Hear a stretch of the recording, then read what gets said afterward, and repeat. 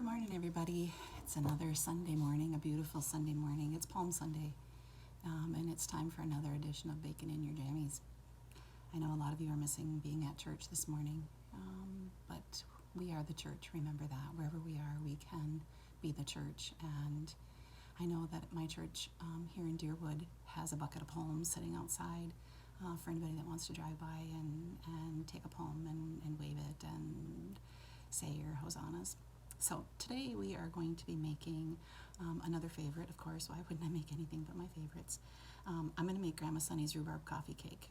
This has become a real tradition in our family. My mom has made hundreds of these. Some of you know that we have an Airbnb over in Crosby, and for every guest that comes or every visit that comes, they get a coffee cake.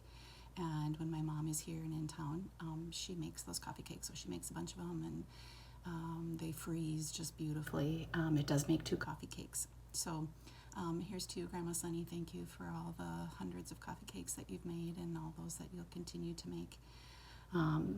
So simple recipe. The cast of characters here are brown sugar, oil, vanilla, egg, flour, salt soda, buttermilk. A lot of you are going to say, I don't have buttermilk.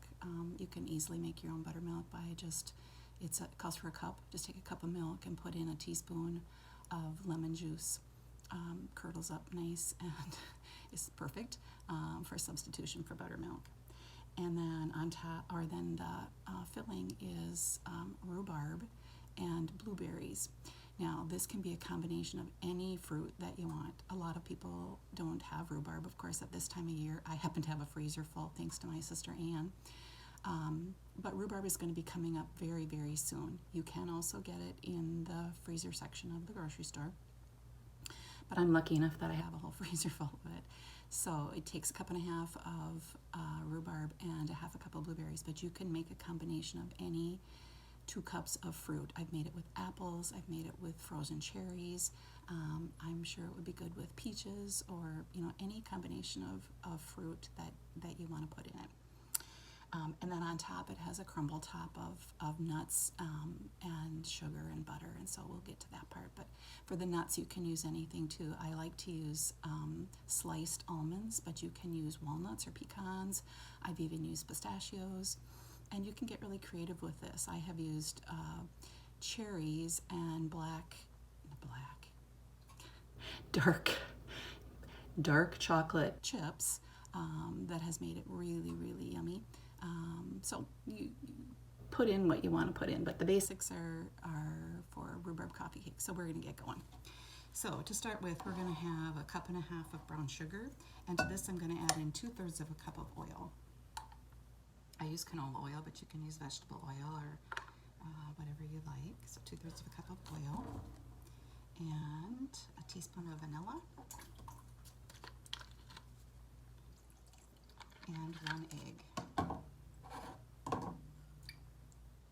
And I'm just going to mix that up. You can also mix this in your mixer. Today I'm going to just mix it up by hand. Just mix that until it's combined. And then we're going to have 2 separate bowls of dry ingredients and then our buttermilk. So our dry ingredients are 2½ cups of flour, a teaspoon of salt, a teaspoon of soda, and I've already mixed that in here. And then I have my cup of buttermilk. So we're going to do this alternating in about maybe 3 sections or so, just mixing it together until it's combined. And I know that there's a reason for doing that. And it's funny, my friend Terry Colgrove made a recipe the other day with buttermilk. I think it was banana bread. She loves baking as much as I do, and she said the same thing. I know there's a really good reason for doing that, and at some point somebody told me that. She said, but she can't remember either. But anyway, that's how we're going to do it. So putting in about 1/3 of the flour mixture, mixing that up.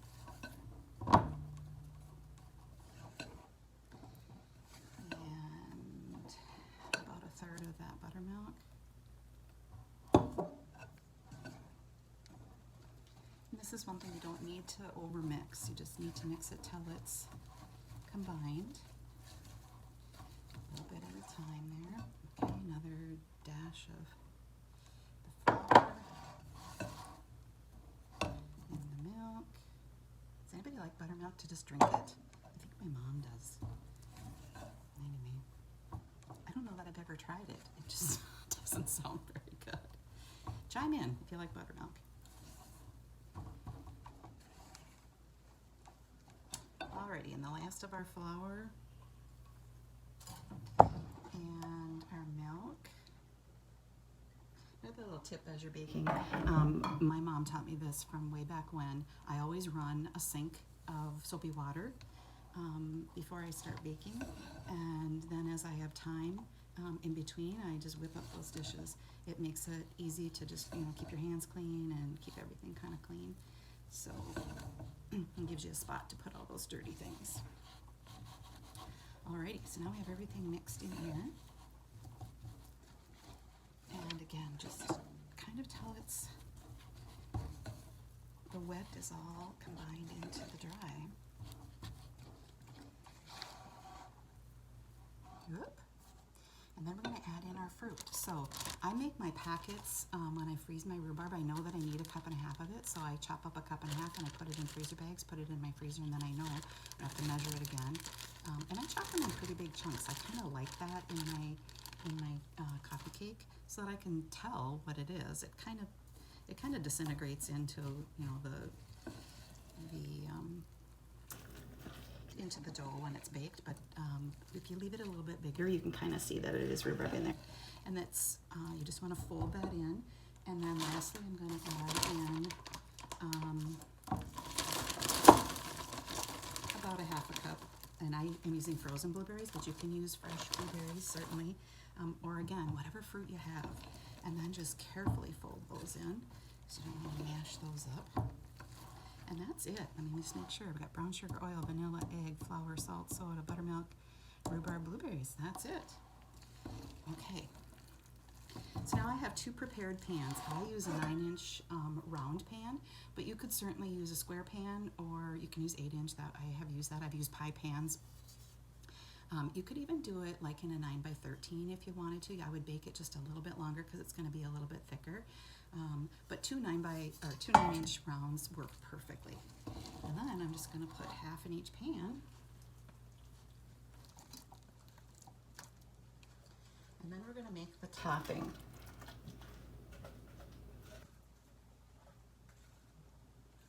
I do have my oven preset to 350. Okay, so for our crumble topping, I'm going to take a couple of teaspoons of butter and what did I say on here?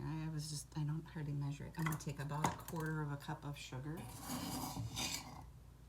And you can use more or less, however you like it. Put just a little bit more in there. And then I'm just going to zap this in the microwave for about 15 seconds, just till that butter melts.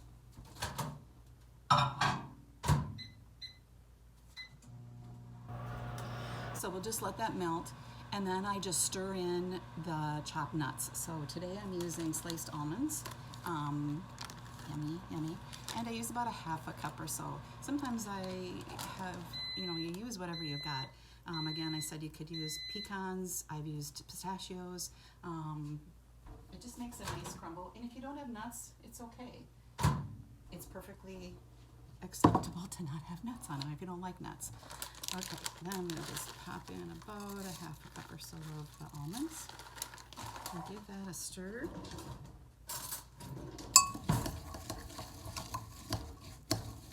And then this just gets sprinkled right on top of the unbaked cakes.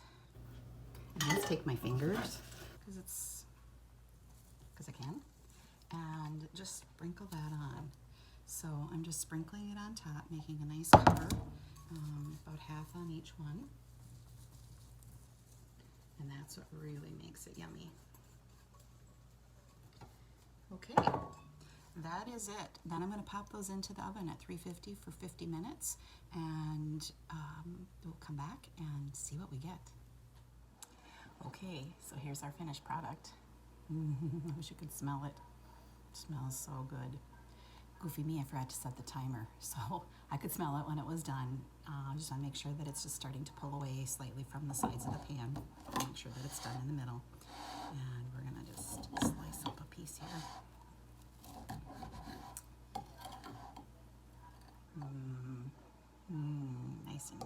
crumbly.